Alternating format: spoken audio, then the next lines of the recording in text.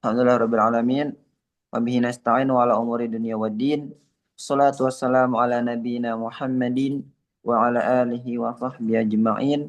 Asyhadu an la ilaha illallah wahdahu la syarikalah wa asyhadu anna Muhammadan abduhu wa rasuluh la nabiyya wa la rasula ba'da. Yang kami hormati dan kami muliakan kita semua. Di sini ada Ustadz Abdurrahman Ibrahim yang telah bergabung bersama kita dari awal-awal waktu. Yang kami hormati dan kami muliakan pula, ini ada para pimpinan Arham Travel yang sudah bergabung. Ini ada Pak Hasri Perdana Putra yang Assalamualaikum warahmatullahi wabarakatuh. Waalaikumsalam warahmatullahi wabarakatuh. Yang kami hormati dan kami banggakan teman-teman dari tim manajemen Arham yang biasa kita sebut dengan Arham Squad. Singkatnya, para peserta kajian Perindu Baitullah pada malam hari ini yang Allah gerakan hatinya untuk menggunakan malam pertama di bulan Ramadan ini untuk kita sama-sama terhubung melalui aplikasi Zoom untuk kita sama-sama menimba ilmu yang semoga dengan kita menimba ilmu ini, dengan kita mempersiapkan diri kita dari sisi keilmuan, Allah pandang kita menjadi hambanya yang pantas untuk nantinya bertamu ke tanah suci dan menjadi wasilah yang akan memudahkan kita untuk masuk ke surganya Allah sebagaimana yang disabdakan oleh Rasulullah Shallallahu Alaihi Wasallam, man salaka tariqan yaltamisu fihi ilman sahalallahu lahu bihi tariqan ilal jannah. Barang siapa yang menempuh suatu jalan untuk menuntut ilmu, maka Allah akan memberikan kemudahan baginya jalan menuju surga. Dan semoga dengan kita menimba ilmu ini menjadi jalan kemudahan kita menuju surga. Amin ya rabbal alamin. Tentunya ini adalah bagian yang begitu patut untuk kita syukuri ya, Bapak Ibu dan teman-teman semuanya. Maka dari itu mari kita sama-sama melafazkan rasa syukur kita kepada Allah Subhanahu wa taala dengan sama-sama mengucapkan alhamdulillah. Alhamdulillahirabbil alamin. Shalawat teriring salam semoga senantiasa tercurahkan kepada junjungan kita Nabiullah Muhammad sallallahu alaihi wasallam, kepada keluarga beliau, kepada sahabat beliau, kepada tabi'in dan tabi'ut tabi'in, para ulama dan semua umatnya yang senantiasa menjalani aktivitas kehidupannya sesuai dengan tuntunan dan ajaran Rasulullah Shallallahu Alaihi Wasallam. Semoga kita menjadi bagian daripada orang yang diakui oleh Rasulullah sebagai umatnya dan menjadi bagian daripada umat yang mendapatkan syafaat Rasulullah Shallallahu Alaihi Wasallam. Amin ya rabbal alamin. Baiklah, Bapak Ibu dan teman-teman semuanya, sebelum kita mulai untuk masuk ke materi kajian kita pada malam hari ini, kita akan mendengarkan terlebih dahulu ada sambutan yang akan disampaikan oleh pimpinan daripada Arham Travel. Dalam hal ini yang akan dilakukan oleh Pak Hasri. Kepada Pak Hasri, waktu dan tempatnya dipersilakan. Dan juga sembari menunggu, silakan Pak Hasri. Baik. A'udzubillahi minasyaitonirrajim. Bismillahirrahmanirrahim. Assalamualaikum warahmatullahi wabarakatuh. Waalaikumsalam warahmatullahi wabarakatuh. Innal hamdalillah nahmaduhu wa nasta'inuhu wa nastaghfiruh wa na'udzu billahi min syururi anfusina wa min sayyiati a'malina. May yahdihillahu fala mudhillalah wa may yudlilhu fala hadiyalah. Asyhadu an la ilaha illallah wahdahu la syarikalah wa asyhadu anna Muhammadan abduhu wa rasuluhu wa nabiyya ba'dah. Wassalatu wassalamu ala Rasillahil karim nabina wa sayyidina wa habibina wa maulana Muhammadin wa ala alihi wa ashabihi ajma'in wa ba'd. A'udzu billahi minasyaitonir rajim. Bismillahirrahmanirrahim. Rabbi israh li sadri wa yassir li amri wahlul 'uqdatam min lisani yafqahu qawli. Alhamdulillahi rabbil alamin. Hamdan syakirin, hamdan na'imin, hamdan yuafi ni'amahu yukafi majidah. Ya Rabbana lakal hamdu kama yanbaghi li jalali wajhikal karim wa azimi sultanik. Alhamdulillah, puji syukur, segala puji bagi Allah Rabbul Alamin, Tuhan semesta alam yang telah mengkaruniakan kepada kita semua nikmat iman, nikmat Islam, dan nikmat kesehatan, sehingga oleh karenanya kita dapat berkumpul di majelis yang mulia ini, majelis ilmu yang penuh keberkahan ini insyaallah, baik di waktu malam hari ini, dan saya dengar tadi ada di penjuru dunia yang lain, ya di Belanda maupun tempat lainnya. Alhamdulillah Rabbil Alamin. Kita berucap syukur pula karena pada hari ini, pada malam hari ini kita telah berada di penghujung bulan Sya'ban, dan insya Allah besok kita akan memasuki bulan yang penuh berkah, bulan yang sangat-sangat dinanti oleh umat Islam di seluruh dunia, yaitu bulan suci Ramadan, berdasarkan keputusan pemerintah Republik Indonesia melalui Kementerian Agama bahwa 1 Ramadan 1446 Hijriah jatuh pada hari Sabtu esok. Tak lupa salawat riring salam senantiasa selalu tercurah kepada baginda junjungan kita Nabiullah Rasulullah Muhammad sallallahu alaihi wasallam beserta keluarga, para sahabat dan seluruh pengikutnya insyaallah hingga akhir zaman. Yang kami hormati para masayikh, asatizah yang hadir dalam kajian ini, wabil khusus kepada gurunda kami Al-Ustadz Abdurrahman Ibrahim LCMA. Semoga Allah senantiasa menjaga beliau, pada seluruh jemaah Arham Circle dalam kajian Perindu Baitullah yang dimuliakan oleh Allah Ta'ala. Semoga kajian ini menjadi momentum bagi kita semua untuk semakin mempererat ukhuwah Islamiyah dan memperdalam pemahaman dan keilmuan kita terkait tema yang kita angkat pada malam hari ini, yaitu mengupas kota Nabi yang penuh keberkahan, yang insya Allah akan dibersamai dan disampaikan oleh guru kita Al-Ustadz Abdurrahman Ibrahim LCMA. Semoga kajian ini seperti kajian sebelumnya, insya Allah kita bermohon untuk membawa manfaat besar dalam meningkatkan keimanan dan ketakwaan kita kepada Allah Subhanahu wa Ta'ala, serta menjadi wasilah bagi kita untuk semakin dekat dengannya, dan menjadi wasilah bagi kita untuk semakin mendekatkan diri kita dengan Baitullah. Kami wakili segenap manajemen Arham Travel mengucapkan jazakumullahu khairan khasiran kepada seluruh panitia Arham Circle dan seluruh pihak yang berkontribusi dalam arti ini Arham Squad dalam terlaksananya acara ini. Semoga segala upaya dan ikhtiar kita dalam mengikuti kajian ini dicatat sebagai amal soleh yang diterima oleh Allah Subhanahu wa Ta'ala. Demikian yang dapat kami sampaikan. Semoga para jemaah senantiasa dapat mengikuti kajian dengan seksama dan penuh hikmat. Semoga Allah Subhanahu wa Ta'ala melimpahkan kemudahan pula kepada kita, keberkahan serta hidayahnya kepada kita semua dalam majelis ilmu ini. Dan akhirul kalam, wabillahi taufiq wal hidayah, barakallahu fikum, wallahul muwafiq ila aqwamit thoriq. Wassalamualaikum warahmatullahi wabarakatuh. Waalaikumsalam warahmatullahi wabarakatuh. Assalamualaikum warahmatullahi wabarakatuh.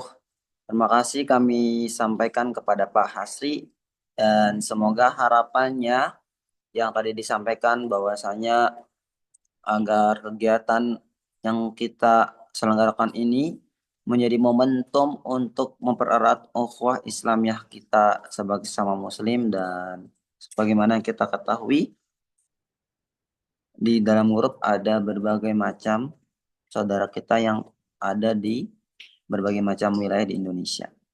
Dan semoga ini bisa menjadi wasilah yang memperkuat ukhuwah Islamiyah kita bersama. Baik, sepertinya teman-teman sudah tidak sabar ya untuk kita sama-sama belajar. Baik, kita sapa saja terlebih dahulu gurunda kita. Assalamualaikum warahmatullahi wabarakatuh, Ustaz. Waalaikumsalam warahmatullahi wabarakatuh. Kaifa halukum jami'an? Alhamdulillah, nih teman-teman, Anda mewakili insya Allah dalam keadaan sehat di malam pertama di bulan Ramadan, dan insya Allah sudah selesai nih melaksanakan ibadah tarawih dan kemudian dilanjutkan untuk sama-sama menuntut ilmu, Masya Allah. Tapi Ustaz, menarik nih Ustaz. Kita akan membahas sebuah tema terkait kota Madinah, Ustaz.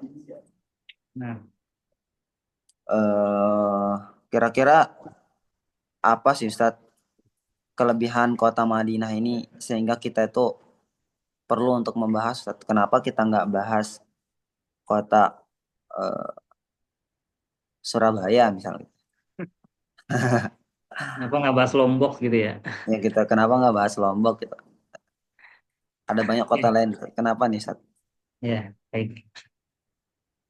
Bismillahirrahmanirrahim. Innal hamdalillah, tsumma shalatu wassalam ala Rasulillah wa ala alihi wa ashabihi wa man tabi'ahum bi ihsanin ila yaumiddin, amma ba'du. Rabbi shrahli sadri wa yassir li amri wahlul 'uqdatam min lisani yafqahu qawli. Allahumma ahillahu alaina bil amni wal iman wassalamati wal islam wa taufiqi lima tuhibbu wa tarda rabbuna wa rabbukallah. Hadirin sekalian ya, para ustadz dan ustadzah ya, para pimpinan dan para tim manajemen Arham Travel. Alhamdulillah pada malam hari ini bertepatan pada malam 28 Februari 2025 kita sudah memasuki ya, 1 Ramadan 1446 Hijriah. Alhamdulillah kita masih diberi kesempatan hidup, diberi kesempatan untuk bisa beribadah di bulan yang sangat mulia ini. Ya, bahkan diriwayatkan ya, pahala bulan Ramadan itu saking besarnya sampai mizan itu tidak bisa menampungnya.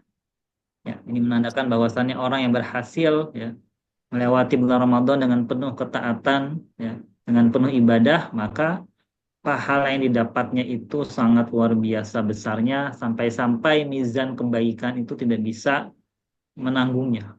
Jadi hampir-hampir jebol gitu ya, karena saking besarnya. Nah, semoga Allah mudahkan kita semua untuk menjalani bulan ini, bulan yang suci, bulan yang mulia, bulan yang berkah, dari awal sampai akhir, ya, dan tidak juga ketinggalan. Semoga kita meraih malam Lailatul Qadar, satu malam yang lebih mulia dari 1000 bulan ya, atau 80 tahun. Baik. Pembahasan kita pada malam hari ini sangat menarik gitu ya. Karena kita akan membahas suatu kota ya, yang dimana kota ini sangat dimuliakan ya, oleh Islam. Karena kenapa dimuliakan oleh Islam? Karena Rasul sangat mencintai kota ini. Ya. Rasul sangat mencintai kota ini, ya, bahkan dinamakan dengan Al-Madinah An-Nabawiyah, ya, atau Al-Madinah Al-Munawwarah. Kenapa kita nggak bahas kota-kota yang lain gitu ya? Mungkin secara geografis, secara alam itu jauh lebih menarik. Kalau kota Madinah secara alam itu tidak menarik. Ya. Bagaimana kita tahu ya, kota Madinah ini berada di Arab Saudi yang dimana secara geografis itu hanya padang pasir gitu. Kalau lagi musim panas itu luar biasa, ya, bisa sampai 50 derajat Celcius gitu. Kalau di kita itu maksimal 35 tuh udah sangat terik sekali. Kalau di sana itu maksimalnya bisa sampai 50 derajat. Ya. Tapi ketika musim dinginnya itu maksimal bisa sampai 7 derajat. Nah, di kita 20 itu udah dingin sekali. Kenapa kita membahas kota ini? Ya, karena ini kota yang sangat mulia. Ya. Membahas kota Al-Madinah Al-Munawwarah yang kita kenal ya, dengan nama Al-Madinah Al-Munawwarah ya, atau Al-Madinah An-Nabawiyah ya. kota Madinah yang bersinar gitu. Karena ini merupakan kota yang sangat mulia ya. Kota yang dimana atau wilayah yang dimana Rasul sangat mencintainya ya. Bahkan Rasul bersabda ya, barang siapa yang bisa meninggal di kota Madinah, maka usahakanlah meninggal di sana. Karena aku fa inni asfa'u bihi ya. Karena aku akan memberikan syafaatku kepada orang yang bisa meninggal di kota Madinah. Nah, kota Madinah ya memiliki banyak sekali keutamaan ya. Bahkan Nabi sangat mencintainya ya. Dan ini menjadi eh, Rasul pernah bersabda, la tusyaddur rihal illa salasati masajid ya. Masjidil Haram wa Masjidil Aqsa ya. Tidaklah direkomendasikan berpergian traveling ya kecuali kepada 3 masjid ini. Yang pertama Masjidil Haram yang ada di Makkah, yang kedua ada Masjid Nabawi, Masjid Nabawi, dan yang ketiga adalah Masjidil Aqsa. Karena disebutnya Masjid Nabawi itu berada di kota Madinah. Mengapa kota Madinah menjadi spesial? Karena di dalamnya terdapat Masjid Nabawi, yaitu Masjid Rasulullah SAW, dan di dalam masjid tersebut itu terdapat makam Nabi Muhammad SAW. Padahal Nabi Muhammad SAW itu lahir di kota Mekah. Beliau besar di sana, ya. Kemudian beliau diutus menikah di sana, memiliki anak di sana, kemudian diutus sebagai Nabi, sebagai Rasul itu di kota Mekah, bahkan berjuang selama 13 tahun di Mekah. Tetapi beliau lebih memilih meninggal di kota Madinah, kota yang sangat beliau cintai.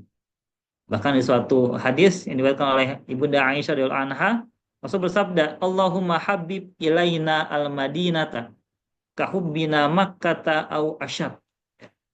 Rasul itu pernah berdoa, ya Allah, jadikanlah kami mencintai Madinah, kota Madinah, sebagaimana cinta kami kepada Mekah atau bahkan melebihinya.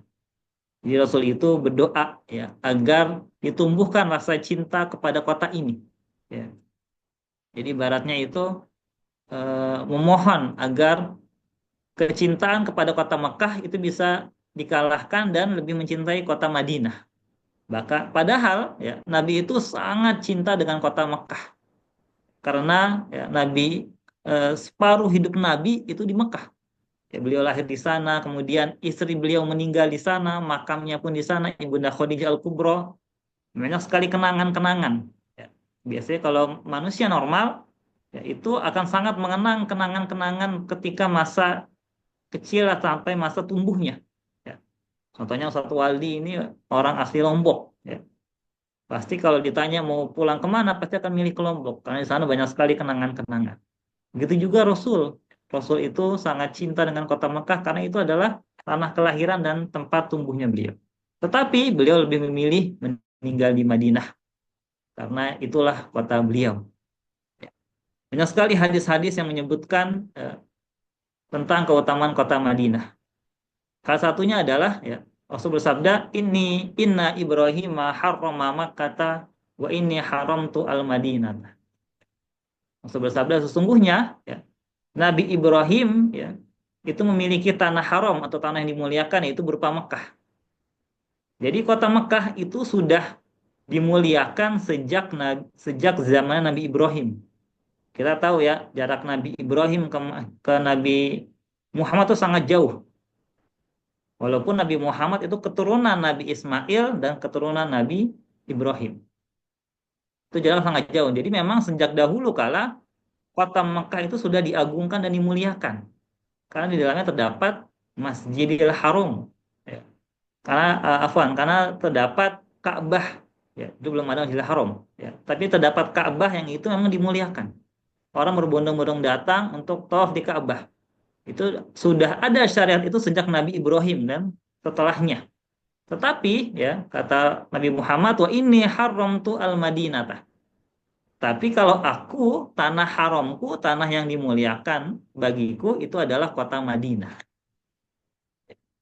Seakan-akan ya, tanah Mekah itu menjadi tanah haram karena Nabi Ibrahim. Sementara Madinah itu menjadi tanah yang suci, tanah haram karena itu adalah kotanya Nabi Muhammad Shallallahu Alaihi Wasallam. Ya. Dan banyak sekali hadis-hadis yang berkaitan dengan kota Madinah Al-Munawwarah. Nanti kita akan bahas satu persatu. Ya, kenapa di kota ini begitu banyak sekali sejarah-sejarah, begitu banyak sekali keutamaan. Ya. Di antaranya juga Rasul itu pernah mendoakan kota Madinah. Ya. Bersabda, Allahumma barik lana fi samarina, wa barik lana fi madinatina, wa barik lana fi so'ina, wa barik lana fi muddina. Jadi Rasul pernah mendoakan keberkahan, ya Allah berkahilah ya, bagi kami, yaitu adalah penduduk kota Mekah atau kota Madinah, ya, berkahilah bagi kami buah-buah kami, berkahilah bagi kami kota kami, itu kota Madinah, dan berkahilah bagi kami rezeki kami. Kalau dulu kota Mekah didoakan sama Nabi Ibrahim, agar penduduknya menjadi sejahtera, diberikan rezeki yang baik dan segala macam, sehingga menjadi kota yang berkembang, ya, kemudian menjadi kota yang dimuliakan. Tapi kalau Rasulullah itu mendoakan Madinah. Dan ini berlaku sampai nanti hari kiamat. Doa keberkahan untuk kota Madinah, maka ini berlaku nanti sampai hari kiamat. Ya. Maka kalau ada teman atau kerabat yang tinggal di Madinah, maka tanyakan bagaimana rasa keberkahan ketika tinggal di kota Madinah Al-Munawwarah.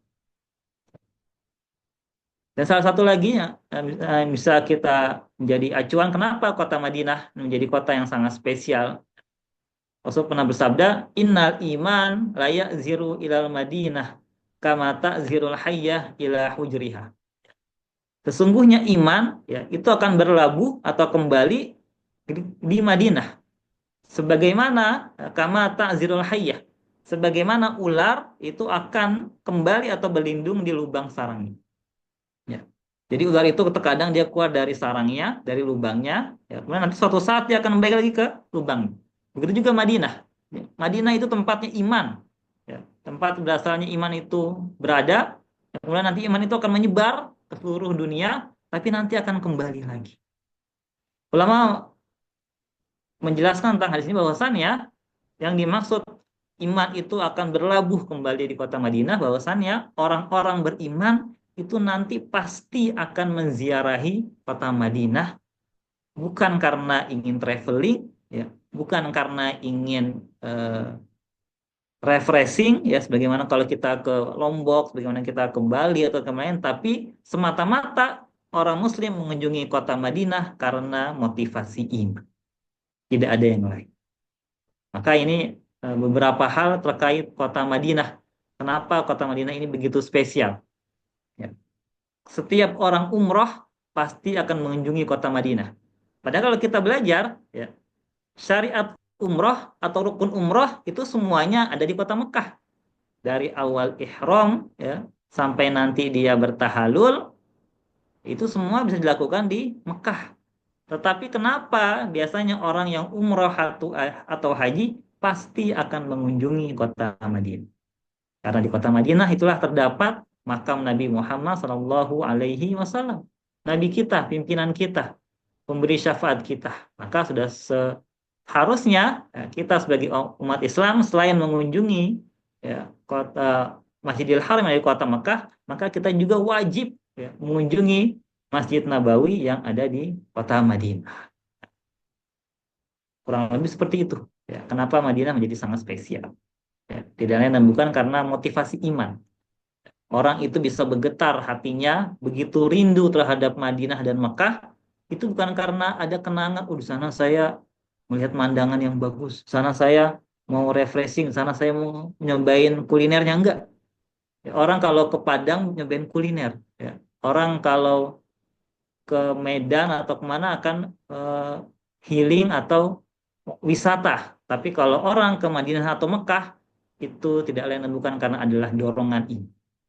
Nah, kurang lebih begitu. Satu lagi. Ya. Kenapa kota Madinah begitu menjadi sangat spesial bagi kaum Muslim?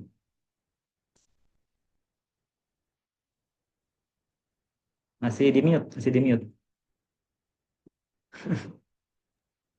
Salah. Karena tadi berbicara dengan suara hati. Berarti banyak banget nih Ustaz keistimewaan daripada kota Madinah ini Ustaz ya. Banyak sekali. Tapi anak agak penasaran nih Ustaz.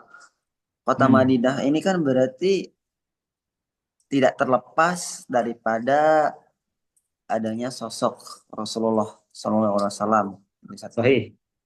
Yang dimana kita tahu Rasulullah itu eh, ada banyak keadaan-keadaan tertentu yang terjadi di masa hidupnya beliau. Ya, tentunya itu beririsan dengan kota Madinah. Nah, Nah, Ana jadi penasaran Ustaz, gimana sejarahnya kota Madinah ini dia itu bisa sampai seterkenal sekarang di kalangan kaum muslimin sehingga orang itu pengen ke sana Ustaz. Apakah keutamaan-keutamaan kota Madinah itu sudah ada sejak dulu atau semenjak adanya keberadaan Rasulullah juga Ustaz? Nah, ini kita pengen tahu Ustaz, sejarah tentang kota Madinah itu kayak gimana Ustaz? ini menarik sekali ya. Apakah kota Madinah itu memang sudah menjadi kota favorit tujuan orang-orang pada zaman dahulu gitu ya. Seperti halnya kota Mekah. Kota Mekah yang terdapat dalamnya Ka'bah Al-Musyarrafah itu sudah menjadi destinasi favorit orang untuk ibadah. Bahkan sebelum Rasul diutus ya, menjadi seorang Rasul, ya, belum Nabi Muhammad diutus, ya, itu orang-orang sudah berbondong-bondong datang ke Ka'bah. Ya. Makanya kota Mekah menjadi kota yang maju secara ekonomi karena orang berbondong-bondong datang. Kita tahu ya kisahnya Abrahah kenapa sampai ingin menyerang Ka'bah karena dia merasa iri, jealous. Ya. Kenapa ini kota Mekah menjadi ramai sekali dikunjungi orang? Sampai-sampai dia bikin sebuah istana yang megah, yang indah, supaya agar orang-orang itu datang ke Yaman. Abrahah ini kan Raja Yaman. Tapi setelah dibuat itu tandingannya, tadi niatnya buat tandingan untuk Ka'bah gitu, biar orang menuju ke sana, ya. Tapi ternyata tetap orang itu datang ke Ka'bah. Ya, karena saking marahnya, akhirnya dia ingin menyerang Ka'bah dan akhirnya diazab dengan dilempari batu api oleh burung ababil. Ya. Nah, berbeda dengan kota Mekah. Ya, pada maka sejarahnya adalah ya, kota Madinah ya kalau secara geografis ini jaraknya antara Mekah dan Madinah itu sekitar 450 kilo. Jauh sekali ya. Ibaratnya itu kalau dari Jakarta itu bisa Semarang lebih lah. Ya, kalau Semarang itu kan sekitar 300 ya, mungkin setelah Semarang lebih. Ya. Jaraknya segitu, saking jauhnya. Sangat jauh. Ya. Maka kalau kita lihat sejarahnya, kota Madinah itu dulunya bukan bernama Madinah sebagaimana yang kita ketahui sekarang. Ya. Madinah dalam bahasa Arab itu artinya kota. Ya. Jadi kalau Madinah, Madinah ya kota-kota. Ya. Dulu Madinah itu ya dikenal dengan nama Yathrib. Ya. Kita tahu ya bahwasannya Madinah itu nama sebelum nanti diganti oleh Nabi bernama Yathrib. Nah, Yathrib ini dalam bahasa Arab artinya kurang bagus. Ya, Yathrib itu artinya seseorang yang bersalah atau berdosa. Sebagaimana sabda Nabi Yusuf, sebagaimana Nabi Yusuf itu berkata kepada para saudaranya, La tathriba alaikumul yaum. Tidak ada rasa salah di antara kalian. Ya. Maka Yathrib ini secara bahasa atau artinya itu kurang baik. Ya. Walaupun sejarahnya Yathrib ini nama seseorang yang dulu mendirikan kota Yathrib. Ya. Biasanya kan begitu, seorang mendirikan sebuah wilayah, maka nanti tokoh tersebut menjadi nama wilayah tersebut. Nah, bernama dulu Yathrib. Menjadi nama Yathrib. Tetapi ketika Nabi Muhammad datang ke Yathrib, maka diganti. Ya. Menjadi Madinah atau dulu dengan nama yang lain menjadi Tobah atau Toyibah. Jadi nama Madinah itu bisa nama lainnya adalah Tobah atau Toyibah yang artinya baik. Ya. Makanya di kota Madinah yang sekarang itu ada Jamiah Toyibah. Itu samping persis ya lokasinya di Jamiah Madinah. Karena nama Madinah itu setelah diganti sama Rasul menjadi Toyibah atau Tobah yang artinya baik. Ya. Atau Toyib itu artinya adalah wangian. Terus kenapa Rasul itu kok bisa ada di kota Madinah? Jadi menarik. Ya, karena kalau membahas kota Madinah, ini pasti akan membahas tentang sejarah Rasul. Sejarah kehidupan Rasul, sejarah perjalanan hidup Rasul, akan membahas tentang sejarah perjuangan Rasul ya, ketika ketika mendakwahkan Islam ya, sampai nanti beliau meninggal. Pertanyaannya begini, ya. Satu wali, Rasul itu diutus oleh Allah menjadi seorang Rasul itu di Mekah, benar ya? Ya. Kemudian Rasul itu berdakwah di Mekah ya, selama 13 tahun. Ya. Maka pertanyaannya, apakah dari awal memang Rasul itu ada niat akan pindah ke Madinah atau tidak? Oh, ini Sat, anak tahu jawabannya Sat. Jadi Nggak Rasul tahu. itu kan, jadi Rasul itu diutus, Nabi Muhammad itu diutus sebagai Rasul, ya, mendapat risalah Islam, mengemban dakwah Islam itu ketika beliau umur 40 tahun. Ya. Kemudian setelah itu beliau berdakwah ke keluarganya, ya. Berdakwah pertama ke keluarga intinya, ya, ke istrinya, ke anak-anaknya, ke teman terdekatnya Abu Bakar. Sebagian menerima, sebagian menolak, bahkan keluarga besarnya itu dari suku Quraisy itu memusuhinya, bahkan ingin memeranginya. Ya. Nah, jadi selama 13 tahun Rasul itu berdakwah di kota Mekah, ya. Itu sebenarnya tidak ada niatan Rasul itu akan pindah ke tempat lain selain di Mekah. Ya. Karena pasti ya, ketika kita mendapat mengemban tugas ya untuk berdakwah di suatu tempat, maka kita berharap tempat itu berhasil didakwahi, itu menjadi basis dakwah kita. Mesti begitu. Tapi ya, Allah berkata lain, ya, ini hikmahnya Allah ya. Rasul sudah berusaha 13 tahun itu berdakwah di Mekah. Ya. Tetapi semakin hari penolakan kaum kafir Quraisy semakin keras. Ya, bahkan sudah sampai jatuh korban. Ya. Keluarganya Yasir, ya, Sumayyah ibunya dan bapaknya itu sampai meninggal. Ya. Dan bahkan Rasul itu berapa kali diancam akan dibunuh. Maka singkatnya adalah ya, Rasul ini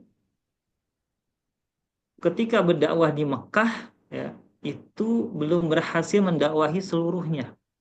Sehingga Rasul belum punya ya, markas dakwahnya. Padahal ya, Rasul ya, ini ingin memiliki markas dakwah ya, wilayah yang dimana itu menerima Islam, dan di sana nanti Rasul akan membangun sebuah kekuatan Islam. Di sana nanti akan disebarkan Islam ke seluruh penjuru dunia. Tetapi di Mekah nyata tidak berhasil. Ya. Yang padahal itu isinya itu adalah kerabat Rasul, keluarga Rasul, malah mereka yang paling memusuhi Rasul. Hanya sebagian saja yang mau menjadi pengikut Rasul, dan mereka itulah yang disebut dengan as-sabiqunal awwal. Sebelum Rasul itu akan hijrah ke Madinah, sebenarnya Rasul itu sudah ya, melakukan banyak percobaan ya, mendakwahi beberapa wilayah di luar Madinah dengan harapan penduduk wilayah tersebut menerima Islam ya, dan bisa menjadi markas dakwahnya Rasul. Tapi semuanya ditolak. Ya, bahkan sebenarnya disebutkan Rasul itu sampai berpuluh-puluh kali, yang salah 80 kali, itu menawari suku-suku di sekitar Mekah agar mau menerima Islam dan mau menjadi markas dakwahnya Rasul. Maka yang paling terkenal kita tahu ya, Rasul itu pernah ke Taif. Ya, kalau sekarang ini jadi wisata, kalau orang habis umroh, nah nanti biasanya ada paket ke Taif. Kita tahu ya sejarah Taif bagaimana Rasul itu hijrah ke Taif, bukannya mendapatkan penerimaan, bahkan mendapat penolakan, bahkan pulang-pulang Rasul itu bercucuran darah. Dan Rasul juga dulu pernah mencoba ke Habasyah, ya, ingin hijrah ke sana, ya, tapi belum tepat. Maka ternyata ya, di antara pilihan-pilihan tadi, ternyata wilayah yang menerima dakwah Rasul itu adalah kota Madinah. Dan ini merupakan sebuah rezeki yang sangat luar biasa. Sehingga kota tersebut menjadi kota yang sangat mulia. Karena kota tersebutlah yang mau menerima dakwah Rasul, yang akhirnya menjadi markas dakwah Rasul, yang akhirnya menjadi tolak kebangkitan Islam. Islam akhirnya menjadi besar dan menjadi kekuatan besar itu semua bermula di Madinah. Karena di Mekah Rasul mengalami penolakan sangat luar biasa sehingga tidak bisa menjadi markas dakwah. Maka ketika Rasul mengutus ya, Mus'ab bin Umair, ya, delegasi umat Islam itu ke Madinah, jadi ya sebenarnya yang mendakwahi Madinah itu pertama kali adalah Mus'ab bin Umair. Kemudian setelah Mus'ab bin Umair sampai ke Madinah, ya, mendakwahi penduduknya dan penduduknya itu menerima ya, dengan sangat lapang dada, ya, bahkan sangat loyal dan mau berbaiat sehingga ketika kota Madinah mayoritas sudah menerima Islam, sudah kondusif ya wilayahnya, akhirnya Rasul itu diizinkan hijrah ke Madinah dari Mekah. Maka disitulah kita kenal dengan peristiwa hijrah, yaitu pada tahun 13 setelah kenabian. Dan itu menjadi peristiwa sejarah yang tidak terlupakan, bahkan dijadikan tolak ukur, menjadikan patokan kalender Hijriyah. Jadi kalau ditanya kalender Hijriyah itu patokan di mana? Itu ketika Rasul hijrah ke Madinah. Sehingga Madinah inilah menjadi ya, yang mendapatkan rezeki nomplok kalau bahasa sekarangnya. Karena mereka mau menerima dakwah Rasul, ya, sehingga mereka menjadi sangat mulia penduduknya dan wilayahnya. Padahal sebelumnya Rasul sudah mencoba beberapa wilayah, semuanya tidak menerima. Tetapi ternyata yang menerimanya adalah Al-Madinah Al-Munawwarah. Nah itu mungkin awalan dulu ya. Bahwasannya begitulah sejarahnya kenapa Madinah itu akhirnya menjadi kota Nabi. Karena penduduknya menerima dakwah Nabi, dakwah Islam, dan akhirnya di sanalah Nabi bisa berdakwah dengan nyaman, bisa membangun kekuatan sampai nanti akhirnya Nabi menguasai kota Mekah. Ya, kemudian Nabi bisa menguasai seluruh jazirah Arab. Semua bermula kapan? Ketika Nabi sudah pindah ke Madinah, di sanalah Nabi bisa membangun kekuatan. Maka tidak heran Nabi sangat mencintai kota Madinah. Karena itu menjadi tolak kebangkitan Islam dan tolak dakwah Islam setelah Nabi bertahun-tahun ditolak bahkan dimusuhi di kota Mekah Al-Mukarramah. Itu kira-kira begitu satu Ali. Sejarah kenapa akhirnya Nabi itu hijrah ke Madinah Al-Munawwarah. Baik, Ustaz. Berarti tadi kita dapat beberapa poin ya, Ustaz. Bahwasanya Madinah itu sudah menjadi sebuah destinasi yang diminati oleh banyak orang, itu bahkan Mekah sebelum itu Mekah kalau Mekah, Ustaz, bukan Madinah. bukan Mekah. Kalau Madinah dulu dia hanya wilayah apa tambahan ya. Madinah itu dulu hanya wilayah tidak diperhitungkan di Jazirah Arab ya. Dia hanya wilayah kecil ya, kondisinya itu tidak kondusif ya. Penduduknya itu sebagaimana penduduk orang Arab pada umumnya saling berantem antar sukunya ya. Dan bahkan Madinah itu dulu tuh tempat penyakitan ya. Terkenal dengan nama Hummal Madinah ya, atau penyakit demam Madinah. Jadi kalau orang datang ke Madinah ya itu ketika baru datang pasti akan demam ya. Nah, orang Madinah itu orang dulu tuh ibaratnya orang kampung lah dulu di wilayah Yasrib itu dulu orang kampung ya, tidak terhitung. Kalau Mekah itu kota besar di Jazirah Arab itu terkenal. Kalau Madinah dulu itu hanya sebagai kota biasa gitu, tidak dilihat orang. Tapi karena eh, penduduk Madinah menerima Islam, dakwah Islam, maka dia menjadi wilayah dan penduduknya menjadi mulia. Ini pelajaran juga nih. Ya. Terkadang kita kalau tidak bisa meremehkan tempat yang kayaknya nggak potensial, tapi kalau disitulah kita bisa berdakwah, menegakkan syariat, tempat itu menjadi mulia. Jadi Madinah itu mulai menjadi tempat yang dirindukan oleh banyak orang, terutama kaum muslimin itu semenjak Rasulullah hijrah ke sana, Ustaz, dan berdakwah Nah, di sana. Gitu ya. Ya. Tadi anak kira Madinahnya, Ustaz. Ya Allah.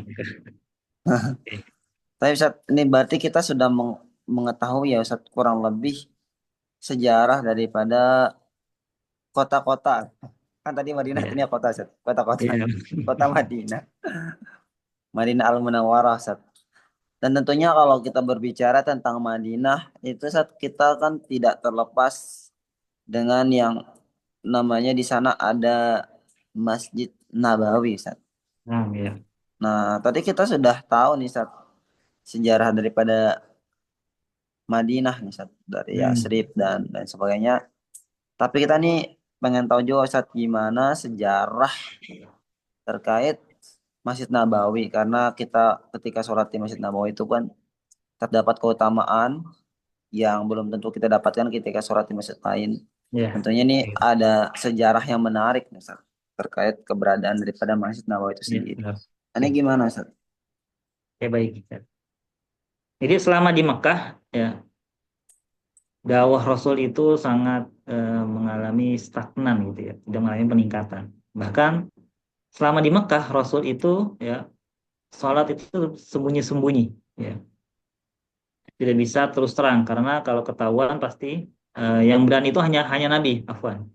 Nabi itu biasa sholat di depan Ka'bah yang mengarah ke Masjidil Haram, yang Masjidil Aqsa. Karena saat itu kiblat itu mengarah ke Masjidil Aqsa. Sementara pengikut Nabi ya, yang sudah Islam itu tidak berani sholat terang-terangan bersama Nabi. Karena kalau ketahuan pasti akan diperangi oleh kaum kafir Quraisy yang ada saat itu. Nah, maka sejarahnya adalah Nabi ketika pertama kali tiba di kota Madinah, ya, pertama kali yang Nabi lakukan itu adalah membangun masjid. Nah, maka pertanyaannya, masjid apa yang pertama kali dibangun oleh Nabi? Ternyata jawabannya bukan Masjid Nabawi, tetapi adalah Masjid Kuba. Jadi ketika Nabi tiba di kota Madinah di suatu wilayah, ya, kemudian Nabi itu mempersaudarakan antara Ansor dan Mujahidin, kemudian Nabi membangun Masjid Kuba. Jadi Masjid Kuba ini adalah masjid pertama yang dibangun oleh Nabi dan pertama kali Nabi dan para pengikutnya dari kaum Muhajirin dan Ansor itu sholat secara terang-terangan berjamaah, yang dimana sebelum itu tidak bisa. Tapi karena ketika sudah tiba di Madinah, kemudian Nabi mendirikan Masjid Kuba. Barulah kemudian ya setelah beberapa hari ya, Nabi tiba di kota Madinah, kemudian mendirikan Masjid Kuba. Ya, kemudian sambil menunggu beberapa sahabat yang menyusul ke Madinah hijrah, terutama adalah sahabat Ali bin Abi Thalib yang dimana ditugaskan oleh Nabi itu untuk tinggal di kamar Nabi. Bagaimana kita tahu kisahnya? Ya. Setelah kedatangan semua sahabat Nabi, barulah kemudian Nabi itu berpindah dari daerah Masjid Kuba itu ya ke suatu tempat wilayah. Ya. Kemudian Nabi berhenti di situ. Nabi ingin mendirikan sebuah masjid lagi. Yang menariknya adalah yang menentukan ya, titik lokasi Masjid Nabawi yang sekarang itu adalah untanya Nabi. Ya, jadi ketika Nabi tiba di situ, kemudian Nabi memiliki onta, kemudian ontanya itu dilepas, biarkan, ya karena sungguhnya onta itu diarahkan oleh Tuhannya. Maka onta itu kemudian berjalan ke sekitar wilayah tersebut, kemudian berhenti dan duduk. Maka di titik itulah, di titik onta itu duduk, dibangunlah Masjid Nabawi yang kita kenal sampai sekarang. Ya, jadi sejarahnya seperti itu. Ya, maka dibangunlah Masjid Nabawi dulu tidak begitu besar karena sesuai dengan kondisi Islam saat itu. Ya, jadi Masjid Nabawi dibangun, barulah kemudian Nabi membangun rumahnya.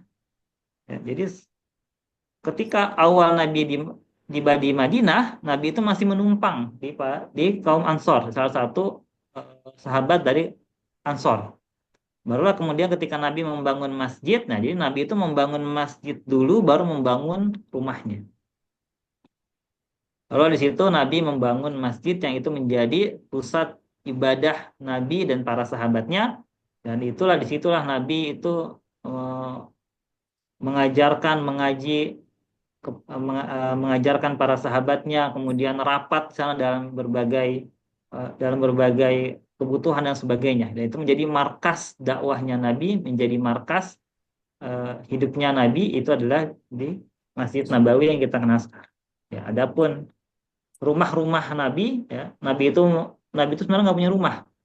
Yang punya rumah itu istrinya. Ya. Jadi Nabi itu akan keliling. Ya. Setiap malam itu akan keliling bergantian ke rumah-rumah atau kamar-kamar istrinya. Nah, jadi seperti itu ya awal pembangunan Masjid Nabawi. Jadi bisa dibilang Masjid Nabawi itu dulu itu masjid kedua yang dibangun oleh Nabi setelah Masjid Kuba. Nah, Masjid Kuba ini juga memiliki keutamaan ya ada di kota Madinah ya. Biasanya kalau city tour di Madinah itu pasti akan mengunjungi Masjid Kuba. Kemudian apa saja sih keutamaan Masjid Nabawi? Afwan, sekalian sana sambung ya karena sudah malam ya. Ada beberapa hadis ya yang menjelaskan tentang keutamaan Masjid Nabawi. Yang pertama adalah ya hadis dari Jabir bin Abdillah ya, salatun fi masjidi afdalun min alfi salatin fi masiwah. Ya. Jadi salah satu keutamaan Masjid Nabawi ya sebagaimana yang dijelaskan oleh Nabi adalah salat di Masjid Nabawi ya itu lebih baik daripada salat 1000 kali di masjid selain Nabawi. Jadi kalau kita sholat 1 rakaat di Masjid Nabawi itu setara dengan 1000 kali rakaat di selain Masjid Nabawi. Kecuali Masjidil Haram. Masjidil Haram itu 100.000 kali. Masjid Nabawi 1000 kali. Ya. Nah ini sabda Nabi. Makanya kenapa orang kalau lagi umroh kemudian mengunjungi Madinah Mekah, nah itu pasti akan memperbanyak sholat. Ya, sholat fardu berjamaah, sholat sunnah, tahajud, duha, apapun itu. Karena memang ganjaran sholatnya itu dilipat gandakan sampai 1000 kali dan 100.000 kali untuk Masjidil Haram. Ya. Begitu juga kenapa Masjid Nabawi ini menjadi sangat spesial, ya, karena ya tadi ya sudah sebutkan, ya, la tusyaddur rihal illa ila salasati masajid. Kata Nabi, ya ini pesan Nabi buat kita kaum muslimin yang suka traveling, yang suka berpergian, nah, harus prioritaskan 3 masjid ini. Ya. Kata Rasul, tidaklah aku rekomendasikan perjalanan atau berpergian ya kecuali ke 3 masjid ini. Nah, jadi kalau kita mau traveling ya ke Eropa, ke Jepang, ke Singapura itu boleh. Tapi kunjungi dulu 3 masjid ini. Kalau sudah, baru bolehlah mengunjungi tempat-tempat yang lain. Ya, pertama adalah Masjidil Haram. Ya, ini yang urutan pertama. Yang kedua ada Masjid Nabawi. Yang ketiga Masjidil Aqsa. Ya, Masjidil Haram, alhamdulillah bagi yang pernah umroh itu pasti akan mengunjunginya buat umroh. Masjidil Nabawi juga pasti akan mengunjunginya. Dan yang ketiga ini nih, ya, insya Allah ya, akan dekat ya pembebasan ya, negara Palestina dan pembebasan Masjidil Aqsa sehingga nanti kita bisa mengunjunginya. Kalau biasanya paket umroh itu plus Turki atau plus Dubai, nanti kalau Masjidil Aqsa sudah bebas, sudah merdeka, maka plusnya itu adalah Masjidil Aqsa. Itu menjadi wajib untuk kita mengunjunginya. Insya Allah, ya, sebentar lagi Al-Quds itu insya Allah akan dibebaskan dan akan dibersihkan dari kaum Zionis laknatullah alaih. Dan yang ketiga, nah kenapa Masjid Nabawi ini menjadi spesial? Ya, karena di dalamnya ada yang dinamakan dengan Raudhah. Bapak Ibu pasti udah sangat familiar ya. Orang yang ke Masjid Nabawi itu pasti ada jadwal akan mengunjungi Raudhah. Apa itu Raudhah? Taman surga. Oh, kok bisa di dunia itu ada taman surga? Kita semua di sini hidup di dunia ya, kita beribadah ya, pagi, siang, sore ya, itu tujuan kita agar Allah ridho dan masukkan kita ke surga ya. Kita hidup di dunia ini untuk mengumpulkan amal baik, mengumpulkan pahala agar kita bisa dimasukkan ke dalam surga dan selamat dari neraka. Dan ternyata di dunia ini ada ya potongan taman surga. Itu di mana? Ya, Raudhah itu.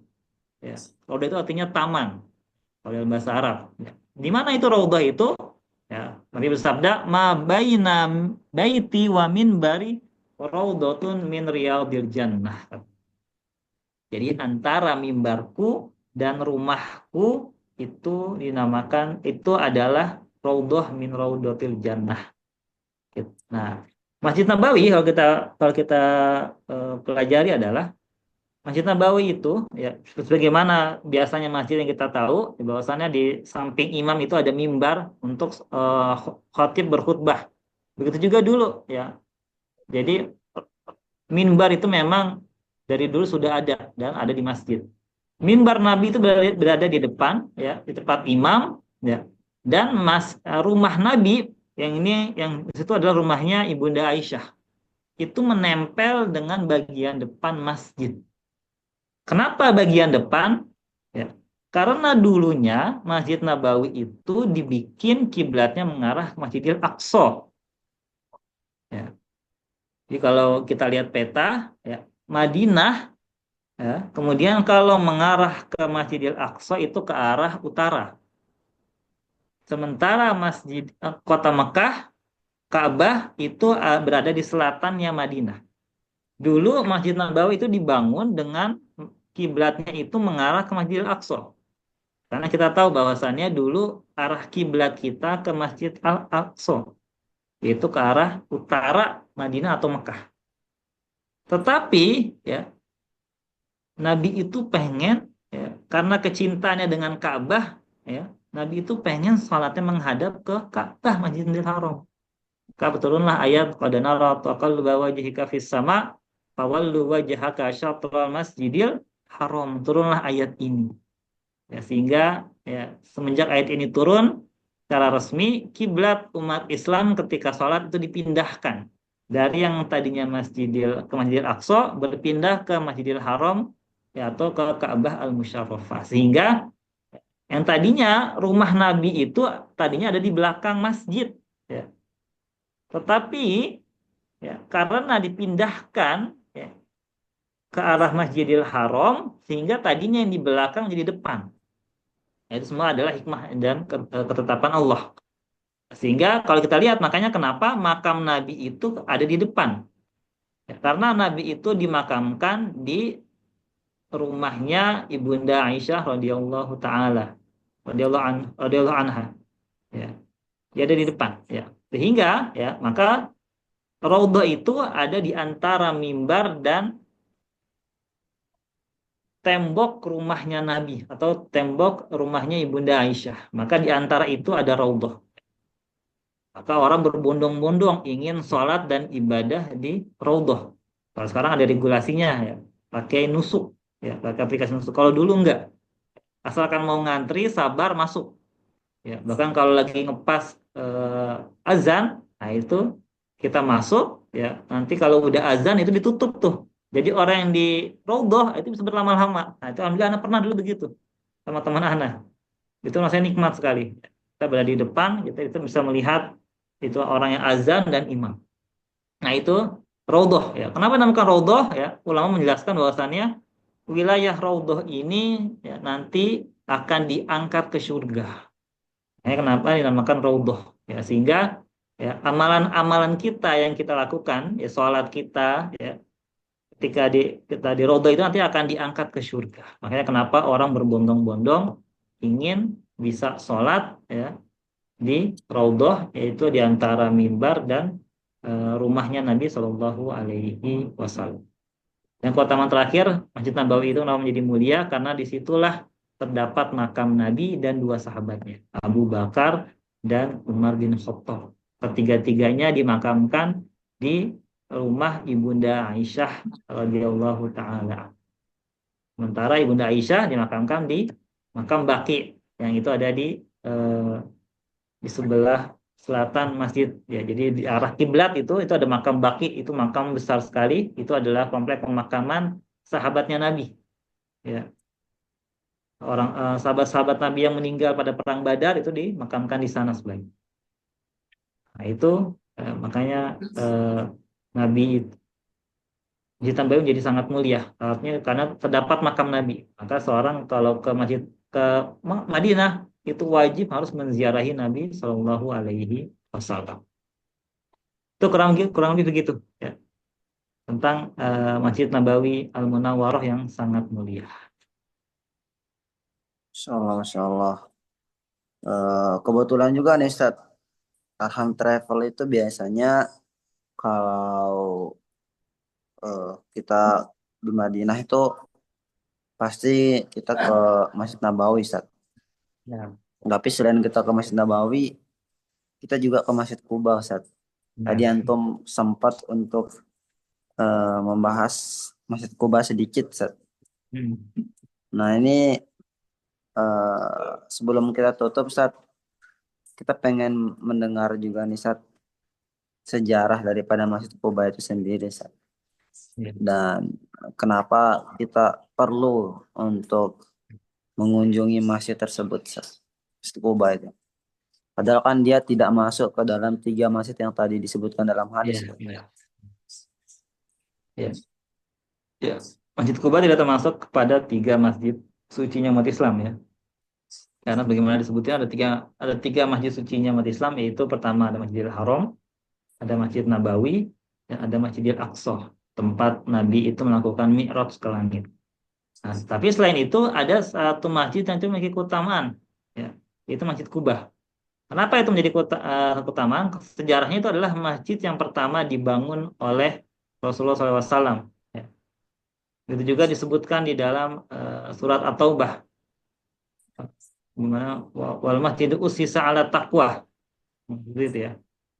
Masjid yang dibangun karena ketakwaan, ya, karena pada saat itu ada masjid Diror, ya, masjid yang dibangun oleh kaum munafik yang dimana jadi tempat orang itu melakukan tipu daya atau bersekongkol ingin musuhi Islam.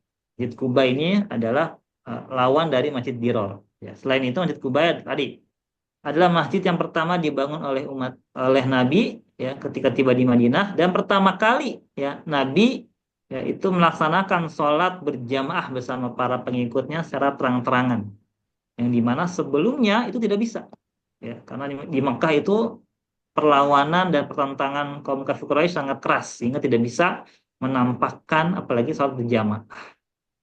Nah, Masjid Kuba ini memiliki keutamaan tersendiri sebagaimana sabda Nabi. Nabi bersabda, ya, diriwayatkan dari Sahal ibnu Hunayf, ya, man tatahhara fi baitihi tsumma ata masjida Quba fa shalla fihi sholatan kana lahu ka ajri umrah. Ya, kata Rasul, barang siapa yang berwudu di rumahnya ya atau di tempat dia tinggal ya atau di hotel ya dia menginap, kemudian mendatangi Masjid Quba, kemudian sholat di dalamnya ya, maka dia akan mendapatkan ganjaran seperti ganjaran orang yang umrah, Masya Allah. Dan ini, keutamaan ini hanya berlaku untuk Masjid Quba. Tidak ada disebutkan masjid-masjid yang lain. Itu yang pertama. Begitu juga Nabi itu rutin mengunjungi Masjid Quba pada hari Senin, ya, masalah pada hari Senin atau hari Sabtu, ya, itu rutin beliau. Dan beliau itu ya berjalan, ya. Jaraknya antara Masjid Nabawi ke Kuba itu sekitar 3 kilo. Dan Nabi itu kalau hari Senin itu beliau akan sholat berjamaah subuh bersama para sahabat, ya, kemudian akan berkumpul dengan para sahabat membahas berbagai permasalahan. Ya, kemudian ketika waktu syuruk, ya, duha, beliau akan ke Masjid Kuba. Ke Masjid Kuba, kemudian sholat di sana, sholat 2 rakaat, kemudian kembali. Ya. Kenapa begitu? Ya. Bisa dikatakan bahwasannya Nabi itu tidak pernah melupakan sejarah. Nah, disitulah sejarah pertama kali Nabi mendirikan masjid. Ya, kemudian disitulah Nabi mempersaudarakan antara kaum muhajirin dan kaum ansor. Itu menjadi simbol ukhuwah, ya, menjadi simbol persatuan ya antara dua orang dari wilayah yang berbeda, kemudian menjadi satu karena keimanan, dan kemudian ya ketika dua golongan ini bersatu, ya, akhirnya menjadi sebuah kekuatan Islam yang besar. Itulah ukur. Sehingga itu seakan-akan selalu mengingat peristiwa itu. Ya. Dan Nabi senantiasa sering mengunjungi Masjid Quba. Makanya kita kalau umroh, ya, kalau ada travel, terutama Arham, pasti ada city tour ke Masjid Quba. Nah, ini jangan ditinggalkan oleh para jamaah. Ya. Harus ikut karena jadi ada keutamaan untuk sholat di Masjid Quba. Dan banyak lagi sebenarnya tempat-tempat bersejarah di Madinah. Ya, ada Masjid Qiblatain, yaitu tempat di mana Nabi itu mendapatkan wahyu untuk berpindah kiblat. Tadinya ke Masjid Aqsa ke Masjidil Haram, itu namanya Masjid Qiblatain. Ada Jabal Uhud juga, di mana itu menjadi saksi bisu perang Uhud, ya, melawan kaum kafir Quraisy Mekah yang ketika itu sebelumnya kalah di perang Badar. Dan beberapa tempat yang lain. Jadi kalau kita ke Madinah, itu pasti kita harus belajar sejarah. Dan ketika kita mengunjungi Madinah, city tour, kita nggak hanya ngelihat doang kemudian kagum, tapi kita juga tahu sejarahnya dan kita bisa mengambil pelajaran dan memetik hikmah dari setiap kisah-kisah yang sudah dilalui oleh Rasulullah dan para sahabatnya dulu ketika di Madinah. Kurang lebih seperti itu satu Aldi dan para hadirin sekalian, ya semoga yang sedikit ini bisa memberikan kita manfaat, bikin kita semangat ya untuk bisa menumbuhkan kerinduan kita, untuk bisa mengazamkan diri kita suatu hari nanti bisa menziarahi ya kota Madinah dan bisa menziarahi Masjidil Haram. Amin, amin, ya rabbal alamin. Allah alam bisawab. Toyib, terima kasih kami sampaikan kepada Ustadz Abdurrahman Ibrahim yang telah memberikan kepada kita ilmu-ilmunya. Tadi kita sudah mengetahui banyak hal, mulai dari keutamaan daripada kota Madinah, sejarah kota Madinah, alasan mengapa Rasulullah hijrah ke Madinah, kita mengenal sedikit tentang Masjid Nabawi, keutamaan-keutamaan dari Masjid Nabawi, Masjid Kuba, dan juga keutamaan-keutamaan dari Masjid Kuba. Insya Allah nanti kita akan terus-menerus sejengkal lebih dekat dari untuk kita mempelajari dan mengetahui asal muasal daripada dua tempat suci di mana Nabi kita Nabiullah Muhammad SAW banyak menghabiskan waktu di sana dalam menjalani kehidupan beliau. Ini masalahnya Ustadz Dedi nih, beliau lagi dakwah sampai ke Belanda nih selama bulan Ramadan, dan insya Allah Bapak Ibu, teman-teman Arham Circle semua beserta kajian Perindu Baitullah, kajian seperti ini akan tetap komitmen kami laksanakan. Nanti Bapak Ibu dan teman-teman semuanya boleh memberikan usulan waktu yang paling bagus untuk kita adakan selama bulan Ramadan. Dan insya Allah informasi dalam waktu dekat kita juga akan ada program bersama Syekh dari Palestina, juga Ustadz Dr. Mujadi Rainah. Nanti teman-teman juga jangan sampai lewatkan kesempatan, karena nanti teman-teman bisa mendapatkan pengetahuan dan juga bisa bertanya ya, sehingga bisa tahu tuh gimana sih caranya orang-orang di Palestina itu berinteraksi sama Al-Quran. Gimana sih caranya orang-orang di Palestina itu menghafalkan dan menjaga hafalan Quran mereka. Kita akan bisa berinteraksi dan bertanya langsung kepada sosok yang lahir dari tanah tersebut. Dan untuk teman-teman, karena ini sudah memasuki bulan Ramadan, kami memberikan nasihat kepada diri kami pribadi dan kita semua untuk lebih memperbanyak lagi intensitas waktunya untuk berinteraksi dengan Al-Quran, untuk bisa menghadiri majelis-majelis ilmu seperti ini yang terkendala waktu juga bisa lewat online, supaya waktu-waktu kita di bulan Ramadan ini bisa benar-benar maksimal dan kita mendapatkan keutamaan-keutamaan yang ada di bulan Ramadan ini.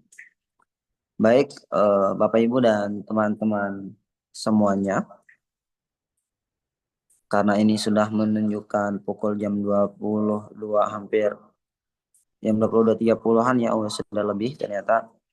Jadi insya Allah kajiannya akan kita akhiri.